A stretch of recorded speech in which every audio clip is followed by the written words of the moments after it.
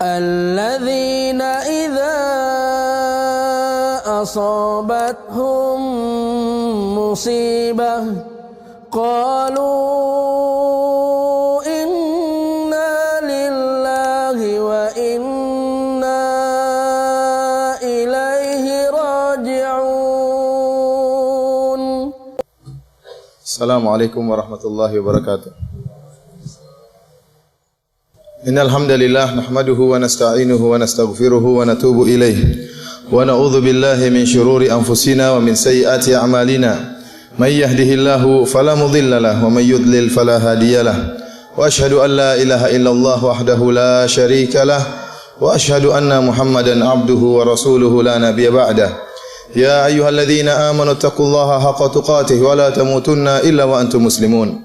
Fa inna asdaqal hadithi kitabullah wa khairal huda huda Muhammadin sallallahu alaihi wasallam wa syarrul umuri muhdatsatuha wa kullu muhdatsatin bid'ah wa kullu bid'atin dhalalah wa kullu dhalalatin finnar. Para hadirin yang dirahmati oleh Allah Subhanahu wa taala, sungguhnya di antara ibadah yang sangat agung yang merupakan ibadah hati adalah berhusnudzon kepada Allah Subhanahu wa taala, berbaik sangka kepada pencipta kita yang telah memberi rezeki kepada kita, yang telah memudahkan segala urusan kepada kita. Allah Subhanahu wa taala berfirman, "Wa ahsinu innallaha yuhibbul muhsinin." Dan berbuat baiklah, sungguhnya Allah Subhanahu wa taala mencintai orang-orang yang berbuat baik. Ibnu Jarir At-Tabari rahimahullah dalam tafsirnya menyebutkan riwayat dari Ikrimah menafsirkan ayat ini, "Wa ahsinu ay ahsinu dzan billah." Berbuat baiklah yaitu berprasangkalah baik kepada Allah Subhanahu wa taala. Nabi sallallahu alaihi wasallam telah bersabda dalam hadisnya, "La yamutanna ahadukum illa wa huwa yuhsinu dhanna billah." Janganlah sampai salah seorang dari kalian meninggal dunia kecuali dalam keadaan berbaik sangka kepada Allah Subhanahu wa taala. Dalam hadis qudsi Allah Subhanahu wa taala berfirman, "Ana 'inda dhanni 'abdi bi, falyadhun bi 'abdi ma syaa." Sungguhnya aku tergantung persangkaan hambaku. Oleh karenanya hambaku silakan dia berprasangka dengan apa yang dia mau terhadap diriku. In dhanna khairan falahu wa in dhanna syarran falahu. Jika dia berbaik sangka berupa kebaikan, maka kebaikan baginya. Wa in dhanna syarran, jika dia berprasangka buruk, maka keburukan baginya. Para hadirin dirahmati oleh Allah Subhanahu wa taala, sungguh tatkala seorang hamba berprasangka senantiasa berprasangka baik kepada Allah Subhanahu wa taala, maka dia telah mendapatkan kebaikan yang sangat besar. Ibnu Mas'ud radhiyallahu taala anhu pernah berkata, "Ma utiya 'abdun mu'minun qad syai'an khairun min husni dhanni billah." Kata Ibnu Mas'ud, tidaklah seorang hamba diberikan kebaikan yang lebih baik daripada berbaik sangka kepada Allah Subhanahu wa taala. Oleh karenanya kita seorang muslim hendaknya berbaik sangka kepada Rabb kita, terutama pada kondisi-kondisi berikut ini. Kondisi pertama yaitu tatkala seorang melakukan dosa, maka hendaknya dia segera bertobat kepada Allah Subhanahu wa taala dan berbaik sangka kepada Allah bahwasanya Allah akan menerima taubatnya. Allah Subhanahu wa taala berfirman, "Alam ya'lamu anna Allah yaqbalu taubata an ibadihi wa ya'khudhu shadaqat wa anna Allah huwa tawwabur rahim." Tidakkah mereka mengetahui bahwasanya Allah Subhanahu wa taala menerima taubat dari hamba-hambanya, dan Allah Subhanahu wa taala menerima sedekah, dan Allah Subhanahu wa taala dialah Maha penerima taubat dan Maha penyayang. Ingatlah hadis Nabi sallallahu alaihi wasallam. Kata Nabi sallallahu alaihi wasallam, "Adzaba 'abdun dzamban faqala Allahumma ighfirli." Seorang hamba melakukan dosa, kemudian dia berkata, "Ya Allah, ampunilah aku." Maka apa kata Allah Subhanahu wa taala? "Alima 'abdi anna lahu rabban ya'khudhu bidzam wa yaghfiru dzam." Sungguhnya hambaku mengetahui bahwasanya dia memiliki Tuhan yang menyiksa karena dosa dan mengampuni dosa. Ghafartu lahu, maka Allah Subhanahu wa taala pun mengatakan, "Aku ampuni hambaku ini." Tsumma makatha masyaallah, kemudian hamba ini dalam beberapa waktu tidak bermaksiat, kemudian dia bermaksiat kembali. Fa'adnaba dzamban akhar, terjerumus lagi dalam kemaksiatan. Kemudian dia segera berkata, "Allahumma ighfirli, ya Allah ampunilah aku."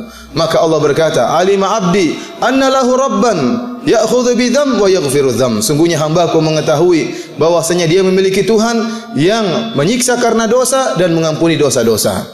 Maka kata Allah Subhanahu wa taala, "Ghafartu lahu," aku ampuni dia. Tsumma makatha masyaallah, kemudian dia bertahan tidak melakukan maksiat, kemudian terjerumus lagi dalam kemaksiatan berikutnya. Kemudian dia berkata dengan penuh keyakinan dan husnudzon, berprasangka baik kepada Allah Subhanahu wa taala, dia mengatakan, "Rabbi ghfirli," ya Allah ampuni aku. Maka Allah berkata, "Alima abdi anna lahu rabban ya'khudhu bi dzam wa yaghfiru dzam." Sungguhnya hambaku mengetahui bahwasanya dia memiliki Tuhan yang menyiksa karena dosa dan mengampuni dosa-dosa.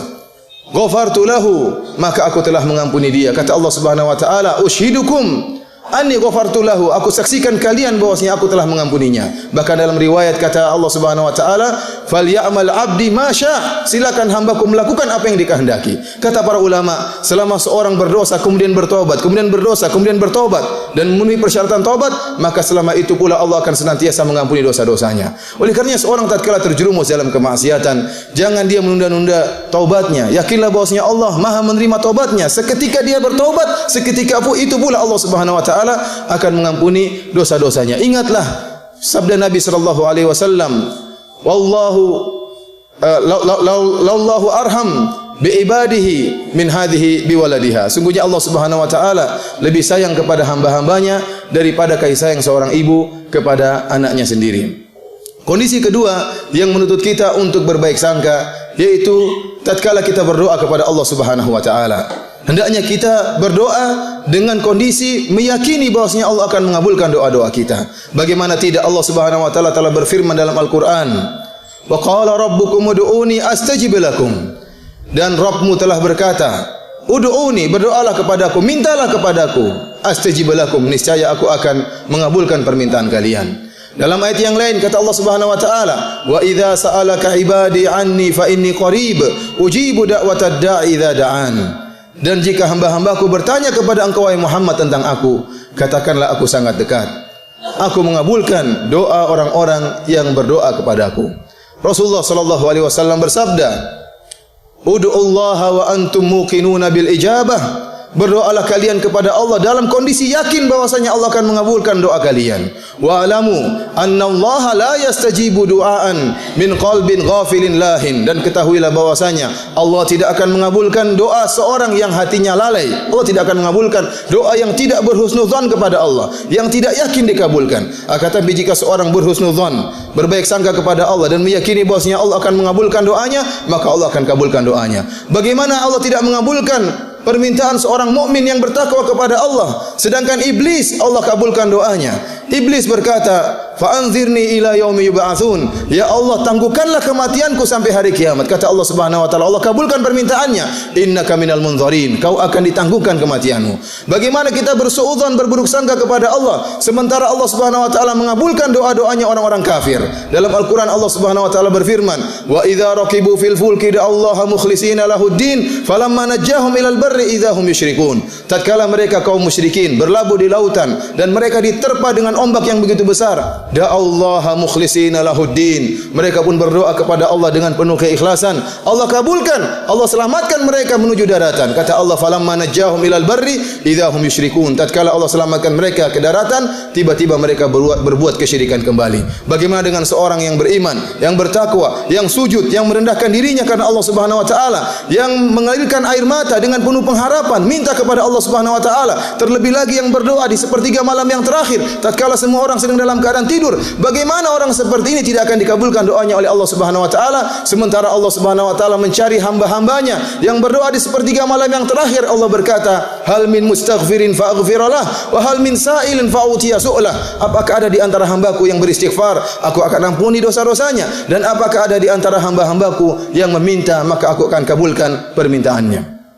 Di antara kondisi seorang hendaknya berhusnudzon kepada Allah Subhanahu wa taala tatkala dia mencari rezeki. Hendaknya dia berhusnudzon bahwasanya Allah Subhanahu wa taala akan berikan rezeki kepadanya. Ketahuilah para hadirin yang dirahmati oleh Allah Subhanahu wa taala, sungguh perkara yang menakjubkan terhadap perkara seorang manusia yang berburuk sangka kepada Allah Subhanahu wa taala. Sementara dalam masalah rezeki, sementara dia tatkala masih dalam janin, berupa janin dalam perut ibunya, Allah telah beri rezeki kepada dia melalui ibunya. Tatkala dia dilahirkan dalam keadaan masih kecil, tidak bisa berbuat apa-apa, Allah berikan rezeki kepada dia sampai dia besar. kemudian dia sekolah sampai dia dewasa, kemudian setelah dia memiliki ijazah, kemudian dia telah memiliki gelar, kemudian dia telah memiliki kekuatan, kemudian dia bersuudzon kepada Allah bahwasanya Allah tidak akan beri rezeki kepada dia. Ini merupakan suudzon yang tidak pada tempatnya. Kalau tatkala dia masih janin dan masih kecil Allah beri rezeki kepada dia, bagaimana setelah dia telah memiliki kekuatan kemudian Allah tidak beri rezeki kepada dia? Hendaknya dia berusaha dan bertawakal kepada Allah Subhanahu wa taala dan mencari sebab-sebab rezeki, baik sebab-sebab rezeki yang zahir maupun sebab-sebab rezeki yang merupakan sebab-sebab ukhrawi. Kebanyakan orang tatkala mereka mencari rezeki, mereka hanya menyebabkan atau bersandar kepada sebab-sebab yang zahir. Di sana ada sebab-sebab ukhrawi yang harus diperhatikan bagi orang-orang yang mengharapkan rezeki dari Allah Subhanahu wa taala. Yang pertama, bertakwa kepada Allah Subhanahu wa taala. Allah Subhanahu wa taala berfirman, "Wa may yattaqillaha yaj'al lahu makhraja wa yarzuqhu min haitsu la yahtasib, wa may yatawakkal 'ala Allahi fa huwa hasbuh." Kata Allah Subhanahu wa taala, barang siapa yang bertakwa kepada Allah, maka Allah akan berikan solusi kepada permasalahannya. Wa yarzuquhu min haitsu la yahtasib, dan Allah akan berikan rezeki kepada dia dari arah yang dia tidak sangka-sangka. Oleh kerana jika seorang tatkala mencari rezeki, seluruh pintu tertutup, sulit bagi dia untuk mencari rezeki. Usaha telah dilakukan namun tidak datang rezeki kepada dia, maka perbaiki dirinya. Jangan terlalu pede dengan dirinya. Kemungkinan dia telah terjerumus dalam berbagai macam kemaksiatan. Apakah dia tidak menjaga lisan? Apakah dia tidak menjaga pandangannya? Apakah dia tidak menjaga hatinya? Hendaknya diperbaiki ketakwaan kepada Allah Subhanahu wa taala. Niscaya Allah akan berikan rezeki kepada dia dari arah yang dia tidak sangka-sangka. Oleh karenanya sebagian ulama mengatakan, jika seorang dimudahkan rezeki dari arah yang dia tidak sangka-sangka, itu tanda bahwasanya dia telah bertakwa kepada Allah Subhanahu wa taala. Di antara hal yang bisa mendatangkan rezeki adalah bersilaturahmi.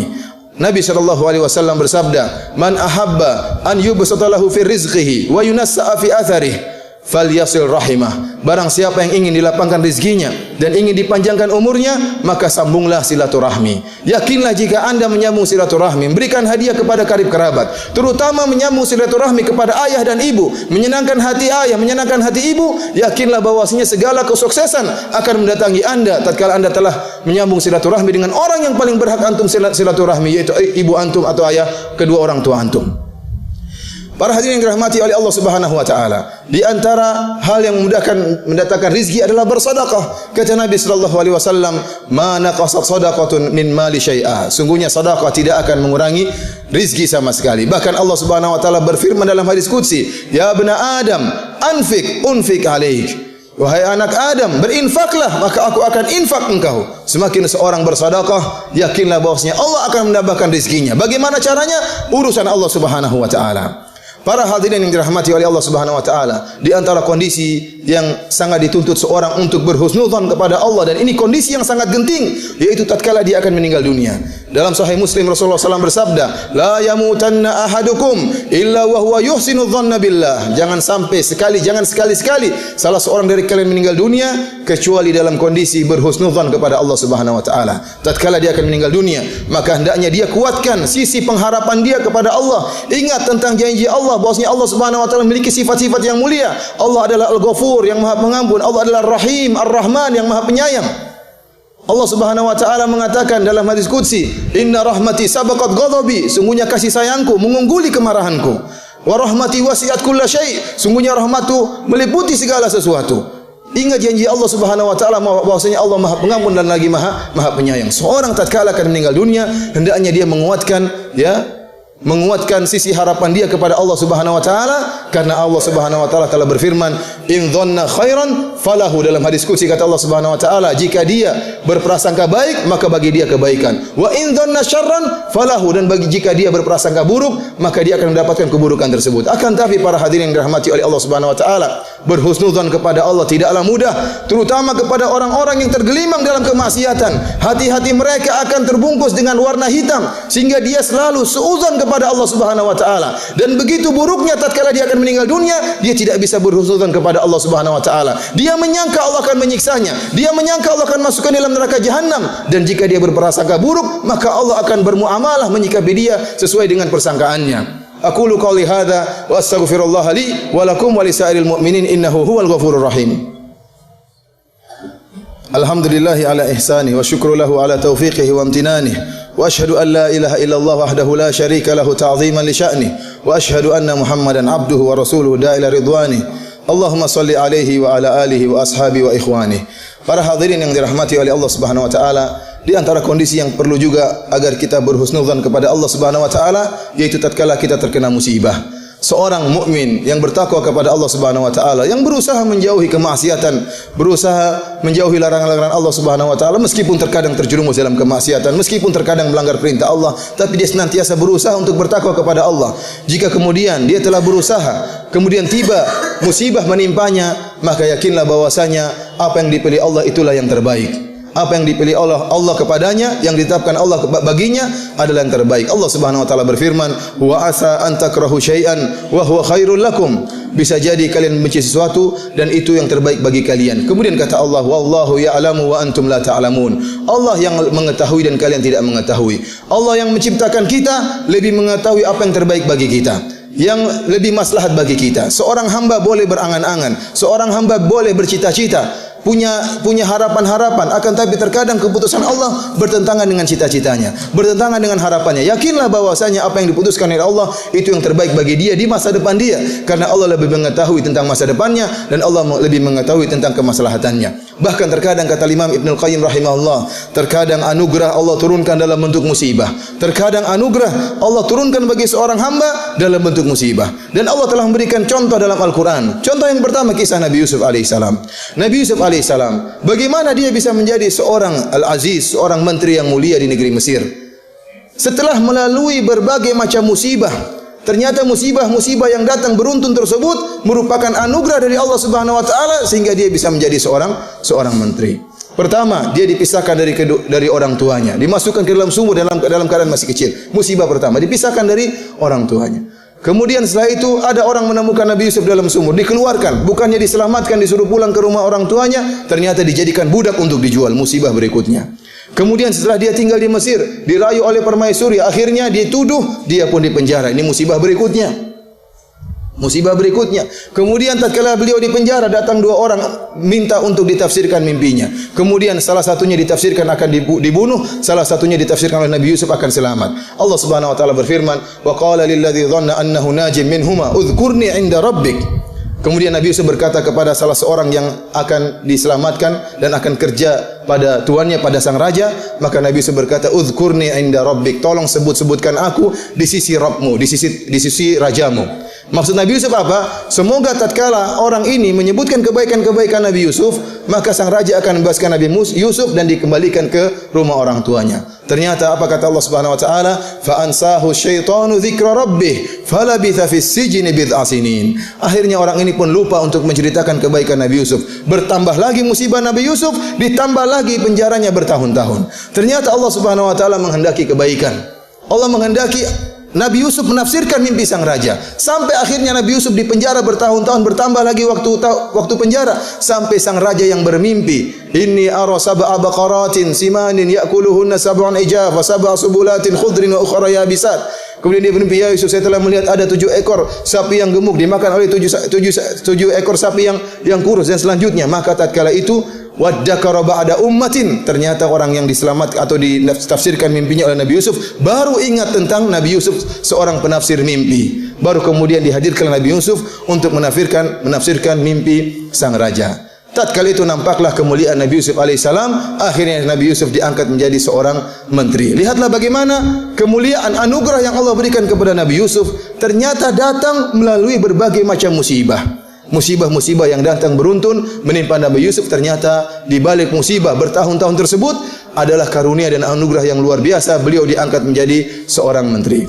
Ini contoh pertama. Contoh kedua, Allah Subhanahu wa taala menurunkan anugerah dalam bentuk musibah. Apa yang dialami oleh ibunya Nabi Musa alaihissalam, yang Allah berkata, "Wa laqad mananna 'alaika marratan ukhra." Kami telah berikan anugerah kepada engkau wahai Musa pada kesempatan yang lain. Kapan? "Idz auhayna ila ummika ma yuha an iqdhifihi fit tabuti faqdhifihi fil yammi falyulqihil yammu bis sahil ya'khudhu aduwwu li wa aduwwullah." Kata Allah Subhanahu wa taala, tatkala Allah menguji ibunya Nabi Musa alaihissalam, tatkala ibunya melahirkan Musa yang masih kecil. Kita tahu pada tahun tersebut tentara Fir'aun sedang mencari anak-anak laki-laki yang lahir untuk dibunuh. Kemudian tatkala Nabi Musa keluar dari perut ibunya, ternyata disuruh untuk berpisah dari ibunya. Ibunya telah mengandungnya selama 9 bulan. kemudian mengharapkan kehadiran sang kecil Musa. Begitu lahir harus terpisah. Kata Allah, masukkanlah ke dalam keranjang. Maka dimasukkan dalam keranjang. Kemudian dilepaskan di sungai Nil, sungai yang begitu besar, yang ada gelombangnya, mungkin ada buayanya. Namun dia bertawakal kepada Allah Subhanahu wa taala. Setelah dia mengerjakan itu semua, urusan selanjutnya urusan Allah Subhanahu wa taala. Allah yang mengatur apa yang terjadi dengan si kecil Musa alaihissalam. Ternyata kata Allah Subhanahu wa taala, "Faltaqatahu alu fir'auna liyakuna lahum aduwwa wa hazana." Ternyata keranjang tersebut melewati kerajaan Firaun. Akhirnya keranjang tersebut yang berisi Nabi Musa yang masih kecil diambil oleh istri Firaun, dan ternyata Allah telah mengatur, mentakdirkan istrinya Firaun tidak punya anak. Maka kemudian dia pun jatuh cinta kepada Nabi Musa alaihissalam, paling ini bayi Bani Israel. Akhirnya pasang suami Firaun yang sedang mencari bayi untuk dibunuh kalah dengan istrinya yang cinta kepada Nabi Musa tersebut, si kecil Musa tadi. Akhirnya Firaun pun merawat Nabi Musa alaihissalam. Ya, akhirnya apa? Musa alaihissalam dirawat, dipelihara di kerajaan Firaun, bahkan menjadi anak angkat Firaun. Akhirnya apa? Begitu Nabi Musa dirawat di kerajaan Firaun, maka Firaun sibuk mencarikan wanita yang bisa menyusui si kecil Musa. Ternyata tidak ada yang mau. Yang Nabi Musa mau menerima susuannya hanyalah ibu aslinya. Kata Allah Subhanahu wa taala, "Faraja'naka ila ummika kay taqarra 'ainuha wa la tahzan." Kami pun kembalikan engkau hai Musa kepada ibumu agar dia senang dan tidak bersedih. Subhanallah, akhirnya ibunya Nabi Musa dipindahkan tinggal di kerajaan Firaun untuk menyusui anaknya sendiri, bahkan digaji oleh Firaun. Ini semua adalah anugerah yang datang dalam bentuk musibah. Kalau seandainya ibunya kemudian menahan Nabi Musa, maka Nabi Musa akan tinggal selamat dari kejaran Firaun, maka dia akan tinggal di kampung Bani Israel yang merupakan kampung yang ditindas, kampung yang miskin. Tetapi Allah menghendaki musibah datang kepada ibunya, sehingga akhirnya Nabi Musa dipelihara di kerajaan Firaun dengan penuh ketenangan. Bahkan sang ibu pun tinggal di tempat tersebut dengan penuh ketenangan, bahkan digaji oleh Firaun. Oleh karenanya para hadirin yang dirahmati oleh Allah Subhanahu wa taala, jika kita didatangkan musibah oleh Allah Subhanahu wa taala, maka bersabarlah dan berhusnudzon kepada Allah Subhanahu wa taala bahwasanya di balik segala musibah pasti ada kebaikan, ada hikmah yang terkadang kita ketahui dan terkadang tidak kita ketahui. Innallaha malaikatahu yusalluna 'alan nabi ya ayyuhalladzina amanu sallu 'alaihi wa sallimu taslima. Allahumma ighfiril muslimina wal muslimat wal mu'minina wal mu'minat al ahya'i minhum wal amwat innaka samiyyun qaribun mujibu da'wat ya qadhiyal hajat. Allahumma ati nufusana taqwaha wa zakkiha anta khairu man zakkaha anta waliyuha maulaha. Allahumma rabbana atina fid dunya hasanah wa fil akhirati hasanah wa qina adzaban nar. Allahumma inna nas'aluka hubbak wa hubba man yuhibbuk wa hubba kulli amalin yuqarribuna ila hubbik. Allahumma inna nas'aluka fi'lal khairat wa tarkal munkarat wa hubbal masakin wa an taghfir lana wa tarhamana wa idza aradta bi ibadika fitnatan faqbidna ilaika minha ghairu maftunin. Rabbana atina fid dunya hasanah wa fil akhirati hasanah wa qina adzaban nar wa aqimus salah.